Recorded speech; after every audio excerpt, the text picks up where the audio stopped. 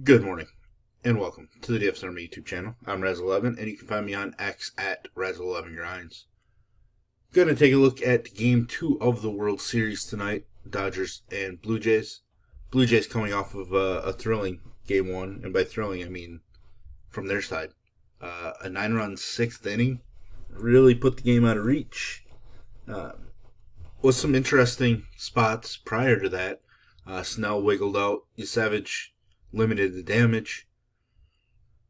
That big 6th inning kind of hurt a lot of the stuff that I had built, but that's, because we saw Addison Barger come off the bench at a grand slam, etc.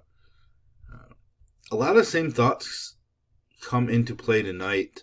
The more that I look at Yamamoto in this matchup, the more that I think that he lines up a little bit better than Blake Snell did.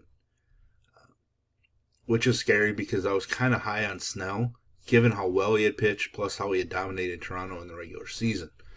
Now, obviously, Toronto just put the ball in play a ton. They had something like 20-some foul balls, like, through the 6th inning or something. So, they're just not swinging and missing right now. But I do believe Yamamoto offers some swing and miss upside based on his pitch profiling. His splitter against righties should be a dominant pitch. Splitter against lefties not good for either pitcher.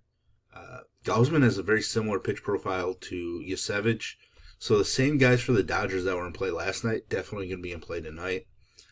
Toronto side of things, their left-handed bats kill splitters as well. But it's the curveball from Yamamoto that could give the left-handed bat some problems.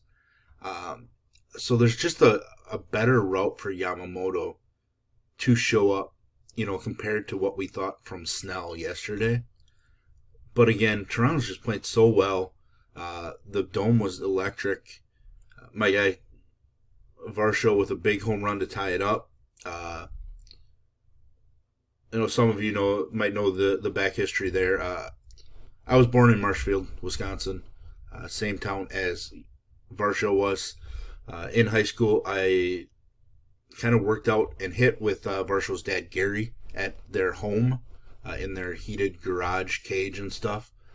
So my family, my dad, Gary, and then Gary's dad even, family friends for my entire life. So didn't really talk about it because I don't really want to jinx Dalton during the series. But obviously, pulling a ton for him for personal reasons and the family. So, you may not hear me talk about Dalton a ton in these videos, just because, I just don't want to jinx it. With all that said, I just didn't think a left-handed bat was going to be the one that got to Blake Snell. It's been so dominant against lefties.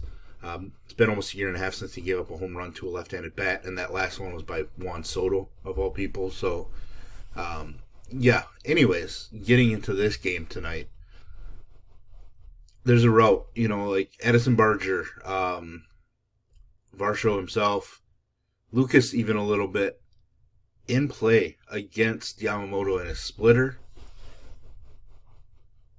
Vlad's always in play. Bichette looked decent, but the problem is do we play Bichette? Because, if he gets on base in the 6th inning or later, they're probably just going to run for him, with IKF like they did last night.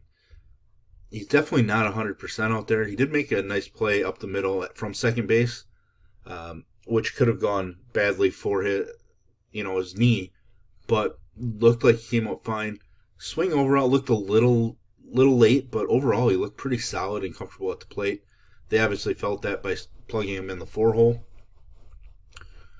So he's viable. It's just he's one of those guys that we almost just have to look at him like a platoon player. Not that he's, coming out in a given situation other than getting pinch ran for. He's not going to get pinch hit for. So, there are games, probably games in this series where he might only play the 5 innings. There might be a couple where he plays 7 or 8. I just don't know that he's going to play all 9. It really depends on the game flow. So Bichette's really tough to get to based on that. Vlad for sure. Springer's been here, obviously, plenty before World Series. Multi-hit game last night. Just definitely reliable. Ernie Clement just a cash safe guy really at this point. Let's see. Last night was his 7th multi-hit game of the postseason. Just getting on base, contact, making good things happen. Jimenez picked up a hit last night. I don't really like using him a ton, but he's making himself more viable as a value option. Alejandro Kirk, one of the toughest guys to strike out, really, even though he had struck out previously. They talked about it on the broadcast, like his average with 2 strikes is in the 270s this season, where like the major league average is $170. It's just phenomenal. My main lineup made a pretty bad decision last night. I went with Will Smith over Alejandro Kirk. I just had the money and debating and looking pitch profile wise. Will Smith profiled the better of the two. But what I really should have thought about is the fact that Will Smith just hasn't looked like he's had any power in his swing since coming back from his hand injury, where Kirk obviously has, 4 home runs in the postseason now. So that was probably a mistake. But just Toronto, obviously they're going to put the ball in play plenty, and that's what makes them so strong, even though I obviously do believe a little bit in Yamamoto. Gausman is interesting. Hasn't had any really super dominant performances in the postseason. Strikeouts haven't necessarily been there either, which is really weird. It's a tough matchup, obviously. But there's some K upside at home. He does give up a lot of home runs at home, and that's not the best spot in this game. But, it's just a matter of how he attacks the left-handed bats, especially because he's virtually a 2-pitch pitcher. He adds a third one. Against righties, I think he adds the slider. But against lefties, he's basically 4-seamer splitter. And the Dodgers lefties just absolutely smash splitters. Same profile as Yusevich. Yusevich just struggled. He didn't really use a splitter much, which could have been feel for the pitch, or it really could have been, matchup based where they didn't really want to go to it and wanted to throw more sliders. But if Toronto's, making adjustments matchup based like that, what is Gausman going to do here? He's not going to survive throwing 80% four-seam fastballs. It's just not going to work in his favor. I will sprinkle in some Gausman just because, he does have the upside. I just don't know if I want to use him in the captain spot. To me, he's probably a utility guy, or not at all right now, based on the way that he's pitched this postseason. His regular season ceiling, definitely is captain worthy. I have a hard time believing that he's going to show a ceiling for the first time all postseason while taking on the Dodgers offense of all teams. The Dodgers side talked about Yamamoto plenty. Mentioned the left-handed bats, obviously, against splitters. Just do a ton of damage. Ohtani, Freeman, Muncy. And then the right-handed bat, Pages, same matchup as last night where Pages graded out super well. Flew out to the wall once, had a couple strikeouts in there too. So it just doesn't look right yet, but that flying out to the right center wall or the warning track or whatever it was made me feel a little bit better about my selection, as he was one of my favorite captain plays yesterday. So I think I'm going to go back there. Maybe not as heavily, but I definitely have to go back. I undervalue Kiki and his just postseason resume. He just didn't seem to grade out very well in the matchup, but you just have to remember, in the postseason, Kiki just shows up. So I do have to rely on him. Downgrade Will Smith a little bit because of that hand, and I just don't know if he has the power right now. Teoscar's always dangerous, but, Betts, I think, has had some success against Gausman in the past. Try to bring that up on the other monitor. Yeah, he's 16 for 51 with 3 home runs, 5 walks, a double. Pretty solid career. Max Muncy, 6 for 18 with 3 home runs, 2 doubles, and 6 walks against Gausman. Probably the one that intrigues me the most. Obviously, everybody's going to be on Ohtani.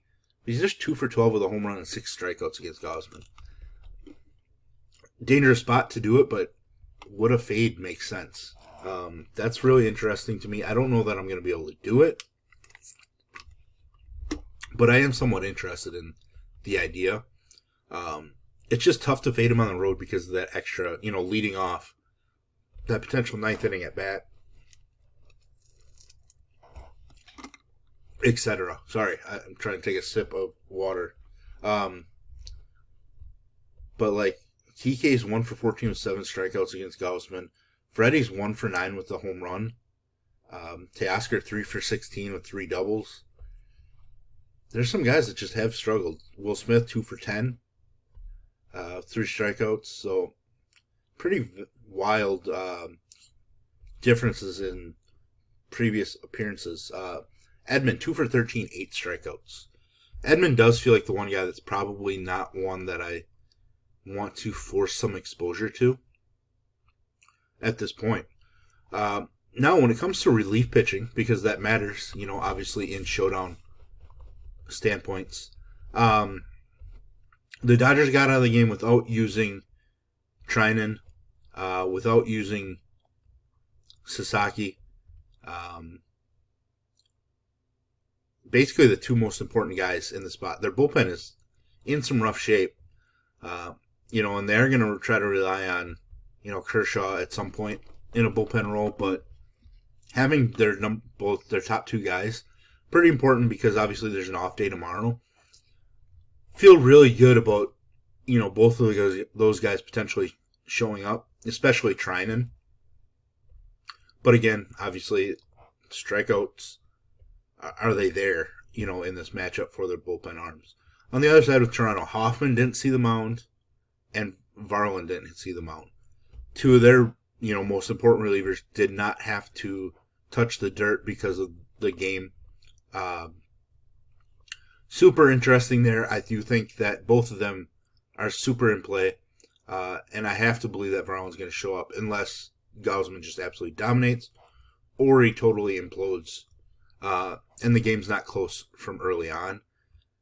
But even then, I just feel like there's a chance Toronto doesn't let it get to blowout potential without using Varland. Dominguez looked absolutely dominant, so he's probably in play. Did pick up the win, struck out 2 of the 4 batters, just 13 pitches, so he's probably in play as well. A lot of the other guys are really tough to trust. We are most likely going to see Fluharty, taking on, Ohtani and Freeman at the top of the order. That's probably his area for this entire series. He did strike out Ohtani last night, gave up a hit to Mookie, and got Freeman out. And I believe it was a ball that Freeman hit to the right center field gap, warning track gap. So Freeman just missed that ball. I think that's the one that happened, but we have a logical route for Fluharty to see the mound. But again, it's against 2 extremely dangerous hitters, 3 because Betts will be in between them. So that makes it dangerous, but he is somebody that is going to see the mound, I would say in 3 out of every 4 games or 2 out of every 3 or whatever, however you want to break it down. 70% of the series, he's probably guaranteed to see the mound. So, but there we have it. There's our first look at the pitching and the matchups. If you enjoy what I bring to you, please hit the like button, hit the subscribe button, turn on the notification bell, and get the alert anytime we drop videos here at DFS Army. If you want to join us, get access to our coaches, tools, sheets, Discord, etc., I will put links in the description below. You can use promo code RAZ, that's R-A-Z, for 10% off monthly. And I will drop a link to our merch store. You can check out my hoodie, some of the other designs, our pre-lock show, NFL show hoodie, where I am on as well. That'll be in the description below. As always, best of luck, everybody.